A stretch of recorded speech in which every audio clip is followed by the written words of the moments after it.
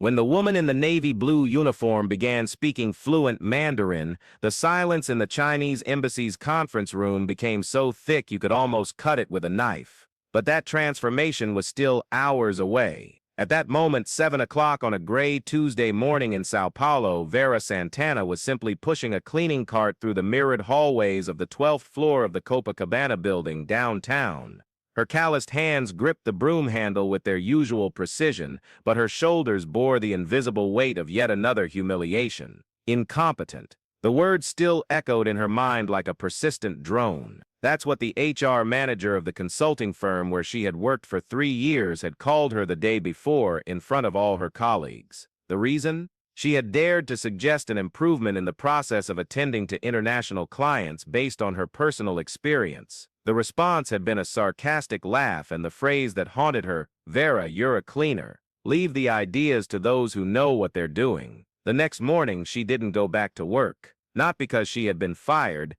That didn't happen. Vera simply couldn't bring herself to walk through the door again. The humiliation had been greater than her need for the job. Now she walked the halls of a different building, working for a third-party cleaning company, earning even less, but at least far from the glances that made her feel too small to exist. Vera stopped in front of the bathroom mirror on the 12th floor and observed her reflection. At 42, her brown hair was beginning to gray at the temples, and the lines around her eyes told the story of sleepless nights and postponed dreams. But there was something in her gaze that remained intact, a spark of curiosity that not even years of invisibility had managed to completely extinguish. It was at that moment that she heard raised voices coming from the main conference room. Vera immediately recognized the tone of frustration and despair. She had worked long enough in corporate environments to know when an important negotiation was falling apart. She discreetly approached the ajar door, not out of morbid curiosity, but out of the instinct of someone who always paid attention to details that others ignored. Inside the room, 6 Brazilian executives were gesturing nervously around an oval table. On the other side, 3 Chinese representatives maintained impassive expressions, communicating only among themselves in Mandarin. In the center of the confusion, an interpreter was sweating profusely, clearly lost amidst technical terms and cultural nuances that escaped his understanding. "It's impossible that they can't understand us," muttered the CEO of the Brazilian company, a man in a navy blue suit whose face was red with anxiety. "This contract is worth 15 million reais. 15 million. The interpreter made another frustrated attempt to translate, but it was evident that something was lost in communication. The Chinese seemed increasingly impatient, and one of them, a well-dressed middle-aged man with gold-rimmed glasses, kept consulting his watch. Vera watched the scene and something stirred in her memory. A familiar sensation, like the aroma of a childhood dish that emerges from nowhere and brings with it a whole forgotten era. She closed her eyes for a moment and was transported back 20 years. She was 22 then, recently graduated in literature from the public university, where she had studied on a full scholarship. Her dream was to work as an interpreter, and she had landed an internship at a translation company. It was there that she met Lin Wei, a Chinese immigrant who worked as a night cleaner to pay for her medical studies. Lin Wei didn't speak Portuguese, and Vera didn't speak Mandarin, but something connected them from their first meeting. For 6 months they met every night after work. Lin Wei taught Mandarin in exchange for Portuguese lessons. It was an unequal exchange. Lin Wei was much more patient and didactic than Vera, but both were determined to overcome the language barriers. Vera discovered that she had a natural aptitude for the tones of Mandarin, something that surprised even Lin Wei. "Nida fa yin han hao," Lin Wei said, smiling. "Your pronunciation is very good." Vera remembered the feeling of triumph with each new word mastered, each sentence correctly constructed. Mandarin was not just a language for her, it was a bridge to a new world, a possibility of becoming someone beyond what circumstances seemed to dictate. But life has its own plans. Vera's father suffered a stroke at 50, and she had to abandon her postgraduate studies to care for him full-time. The dream of working as an interpreter was tucked away in a drawer of her memory, along with the Mandarin books and the meticulous notes she made during her lessons with Lin Wei. Now 20 years later, watching that failed meeting, Vera felt the weight of lost time. She could perfectly understand what the Chinese were saying to each other. They weren't just impatient with the translation, they were genuinely concerned about a misunderstanding that could cost both parties dearly. Ji fan yi wan budong, said the man with gold-rimmed glasses. This interpreter doesn't understand. Women shu yao zhao bi ren, replied an elegant woman beside him. We need to find someone else. Dan shi mei yu shi jian lei, sighed the third member of the delegation. But there's no more time. Vera understood that they had a tight deadline, and that the misunderstanding in the translation was jeopardizing everything. More than that, she realized that the central point of the discussion was not being communicated correctly. The Brazilians were offering something the Chinese didn't want because the interpreter had mistranslated a key word in the preliminary documents. Then something inside her snapped. It wasn't a rational decision, but an impulse springing from a forgotten part of her soul, the part that once dreamed of building bridges between cultures, of being the voice that connected different worlds. Vera gently knocked on the door. All eyes turned to her with a mixture of surprise and irritation. The CEO raised an eyebrow. "Excuse me, but we're in a meeting," he said, his tone like that of someone addressing a child who'd interrupted an adult conversation. "I know, sir. I overheard you and realized there's a problem with the translation." An awkward silence filled the room. The official interpreter looked offended, and the executives exchanged glances with expressions ranging from astonishment to indignation. "You overheard?" The CEO couldn't hide the sarcasm. "And what exactly does a cleaning lady think she understands about our negotiations?" Vera felt her face burn, but something stopped her from retreating. Maybe it was the memory of Lin Wei, who never gave up even when the words wouldn't come out right. Maybe it was the memory of her father, who always said that knowledge was the only thing no one could take from her. Or maybe it was simply the weariness of being invisible for so long. "They're not interested in what you're offering," Vera said firmly. The word partnership was translated as acquisitions in the preliminary documents. "They think you want to buy their Chinese company, not form a joint venture." The silence that followed was different. It wasn't embarrassment anymore. It was pure attention. The man with the gold-rimmed glasses looked directly at Vera and said in Mandarin, "Ni wan shu zhang wenma." "Do you speak Chinese?" Vera took a deep breath and replied, "Wan shu yi dian, ba tai hao, dan shi wan ning li ji." "I speak a little, not very well, but I can understand." The reaction was instantaneous. The three Chinese executives exchanged glances of relief and astonishment. The man with the gold-rimmed glasses stood up and bowed respectfully. "Wan shi di ming zi shi jiang, Wei Ming," he said. "Hen jiao xing ren shi ni." "My name is Zhang Wei Ming. It's a pleasure to meet you." "Wan jiao Vera," she replied, feeling an emotion she hadn't experienced in decades. "Yi hen jiao xing ren shi ni."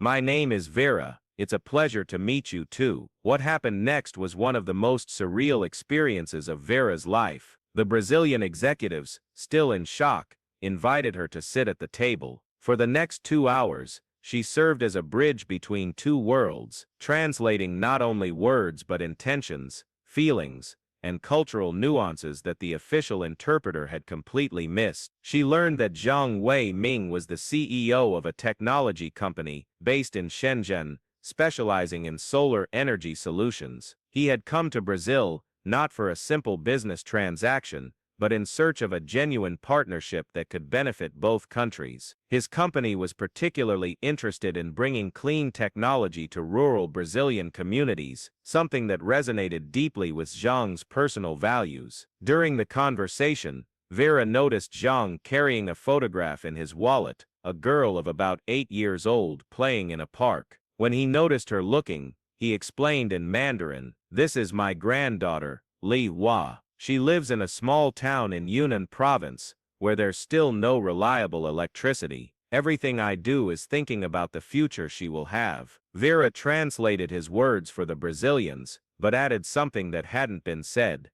"He's not just here for business, he's here because he believes that technology should serve to improve lives, especially those of children." It was at that moment that something shifted in the atmosphere of the room. The Brazilian executives realized they weren't just dealing with numbers and contracts, but with shared purposes and dreams. The Brazilian company, in turn, had been founded by an engineer who grew up in a rural community without access to electricity. The connection was made. As the meeting progressed, Vera felt as if she were rediscovering a part of herself that had been buried under years of resignation. Every translated word was a brick in the reconstruction of her lost identity. When Zhang mentioned that his company always valued employees who came from humble backgrounds, because they truly understood the needs of ordinary people, Vera felt tears welling up in her eyes. Wan Ming Gong Si De Zoi, Yu Shu De Gong Cheng Shi, said Zhang. Du Shi Kong Xiao De Fang, Lai De Te, Mendong De Shi Mo Jiao Ku. The best engineers in our company come from humble beginnings. They know what suffering is. The meeting ended with a handshake and the promise of a partnership that would change the lives of thousands. But the most memorable moment came when Zhang approached Vera before leaving. Wan Jiao Jz Ni, he said, with genuine sincerity. Jin Tian Nimen Jz Wa, Lei Jz, Lei Wa. I want to thank you. Today you gave us a gift, the gift of understanding. Vera translated his words for the group, but kept the emotion she saw in Zhang's eyes to herself. It was the recognition of someone who had been seen, truly seen, perhaps for the first time in a long time. When the Chinese delegation left, the CEO of the Brazilian company sat in silence for a few minutes, looking at Vera with an expression she couldn't decipher. "Where did you learn Mandarin?" he finally asked. Vera told the story of Lin Wei, of interrupted dreams, of years of invisibility. She spoke of the father she had to care for, of the jobs she took to survive, of the talent she thought she had lost forever. "You know," the CEO said, "we're starting to expand our business in Asia. We need someone who not only translates words, but understands cultures. Someone who knows how to build bridges." Vera's heart pounded. "Would you be interested in working with us as a cultural interpreter? The salary would be, well, considerably better than what you're making now. If you've made it this far in the story, it's because you know that sometimes life throws unexpected twists and turns at those who never give up believing in themselves. And if this narrative has touched you in some way, I'd like to make a special invitation. Subscribe to the channel and turn on the notification bell, because stories like Vera's are more common than we imagine. Extraordinary people disguised as ordinary ones, hidden talents waiting for the right moment to blossom. By subscribing, you not only help me continue sharing these stories of overcoming adversity, but you also connect with a community of people who believe in the transformative power of dreams, never abandoned. Because who knows, the next story might be exactly the one you need to hear at the right moment in your life. Turn on the bell and come with me on this journey of discovering the extraordinary in the ordinary. 3 months later, Vera was in her new office on the 20th floor of the same building where she used to push cleaning carts. Through the panoramic window, she watched the city of Sao Paulo stretch to the horizon, but her thoughts were thousands of miles away, in a small town in Yunnan province, where a girl named Limwa finally had reliable electricity, thanks to the project she had helped to make possible. On her desk, next to her computer and the Mandarin dictionaries she had resumed studying with renewed passion, was a photograph. It was a record of the day the first rural Brazilian community received the solar panels developed through the partnership between the two companies. In the image, children played under the light of lamps powered by clean energy, while their parents smiled with the relief of those who could finally count on stable electricity. Vera gently touched the photo and remembered Zhang Wei Ming's words during their last video conference. "You're not just an interpreter, you're a bridge builder." The office door opened, and her assistant entered with a schedule full of appointments. "Vera, the Japanese delegation will arrive at 3 o'clock. And then we have the meeting with the South Koreans. Oh, and you got this email from Mei Lin." Vera's heart leaped. Mei Lin. After months of searching through social media and mutual contacts, she had managed to find her old Mandarin teacher. Mei Lin was now a respected doctor in Vancouver, Canada, and she was thrilled to hear about Vera's journey. The email was short but full of meaning. Dear Vera, I heard from mutual friends about your success as a cultural interpreter. I can't express how proud I am. You were always my most determined student, and seeing that you never gave up on Mandarin, even during all those difficult years, confirms something I always knew. Some dreams are too strong to die. I hope we can meet soon. With affection, Mei Lin. P.S. Your Chinese must be better than mine now. Vera laughed through the tears welling up in her eyes. She replied immediately, Dear Mei Lin, you planted a seed 20 years ago that has finally blossomed. None of this would have been possible without your patient lessons and your faith in me. I will always be grateful to you. That afternoon, during the meeting with the Japanese delegation, Vera once again found herself serving as a cultural bridge. But now it was different. She was no longer the invisible woman who had dared to speak. She was the respected professional whose opinion was sought and valued.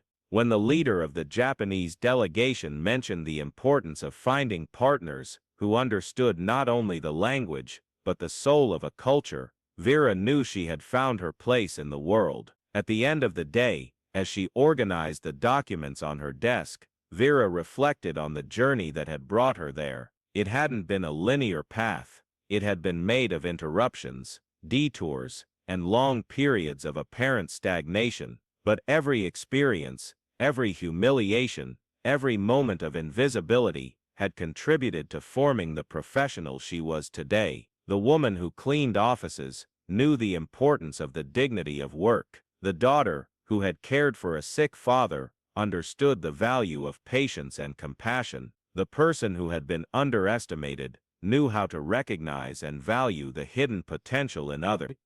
A few months later, Vera received an unexpected invitation. Zhang Wei-ming was organizing an international conference on sustainability and community development. He wanted her not only to serve as an interpreter, but to share her own story as an example of how opportunities can arise in the most unlikely places. The auditorium was packed with executives, academics, and activists from dozens of countries. Vera went on stage, wearing the same navy blue uniform she had worn months before as a cleaning lady. She had deliberately chosen that outfit, not out of nostalgia, but as a symbol. My name is Vera Santana, she began, speaking first in Portuguese, then repeating in Mandarin and English. A few months ago, I was invisible in this same kind of environment. I cleaned offices, collected trash, and people looked right through me, as if I were part of the furniture. The auditorium was silent, but invisibility has its advantages. When you're invisible, you can observe, you can learn, you can accumulate knowledge without anyone noticing, and sometimes, just sometimes, the moment comes when that invisibility transforms into your greatest strength. Vera told her story, without self-pity, but with the raw honesty of someone who had lived every moment of that journey. She spoke about Mei Lin, about interrupted dreams, about the father who taught her that education was a treasure no one could steal. She spoke of the humiliation that led her to discover a new life, and how the ability to build bridges between cultures was more valuable than any diploma hanging on a wall. Today, she concluded, I work building bridges between cultures, facilitating partnerships that will bring clean energy to rural communities across 3 continents. But the most important lesson I learned wasn't about languages or business. It was about the value of each person, regardless of the uniform they wear or the job they do. It was about never underestimating the power of a dormant talent, waiting only for the right opportunity to awaken. The applause was spontaneous and long-lasting, but the moment Vera would forever cherish came later, when a young Asian woman approached her, tears in her eyes. My name is Li Hua, the young woman said in hesitant English. I'm the granddaughter of Zhang Wei-ming. I came to the United States to study engineering, and my grandfather always talked about the Brazilian woman who changed his perspective on people and opportunities. I wanted to meet her in person. Vera hugged Li Hua with the emotion of someone completing a circle. The girl from the photo in Zhang's office had grown up and was there, studying to become an engineer, carrying with her the values of valuing people that Vera's story had inspired. Your grandfather is a wise man, Vera said, but do you know what I've learned? Sometimes it's not us who change people's perspectives. Sometimes they were just waiting for someone who had the courage to show who they really are. That night, in her new apartment, very different from the small room where she used to live, Vera wrote in her diary, "Today I understood that I was never truly invisible. I was just waiting for the right moment to be seen. And when that moment came, I discovered I had much more to offer than I imagined." 2 years later, Vera founded her own intercultural consulting firm, but she maintained a tradition. Every Friday, she returned to the building where it all began, no longer as a cleaning lady, but as a volunteer mentor for immigrants who worked there. She taught Portuguese to some, learned new languages with others, and always repeated the same message: you are not invisible, you are bridges waiting to be built. Mei Lin visited her in the U.S. the following year. The two spent an entire afternoon chatting in Mandarin, reminiscing about the night classes from 20 years before. Mei Lin, observing Vera's office, the certificates on the wall, and the panoramic city view, said with a smile, "I always knew you would succeed. You have a courageous heart." "It's not courage," Vera replied. "It's hope. Hope never dies." As they watched the sunset paint the skyscrapers of New York City gold, Vera reflected on how her life had transformed, not because she had stopped being who she was, but because she had rediscovered who she always was. The woman who cleaned offices and the respected intercultural interpreter were the same person. One had simply been hidden inside the other, waiting for the right opportunity to emerge. Some dreams, Vera discovered, don't die. They just hibernate, gathering strength in the deep layers of the soul, until the perfect moment arrives to bloom. And when they finally bloom, they illuminate not only the life of the one who carries them, but of all those who are lucky enough to witness the beauty of a talent that refuses to remain hidden forever. The girl who once dreamed of building bridges between cultures had become exactly that, not in spite of the interruptions and detours of her journey, but because of them. Each scar had become a bridge, each humiliation a lesson in humility, each moment of invisibility an opportunity to observe and learn. And on the last page of her diary that year, Vera wrote, "I discovered that we are not defined by the uniforms we wear, but by the dreams we carry. And as long as there is someone willing to listen, there will always be a bridge waiting to be built."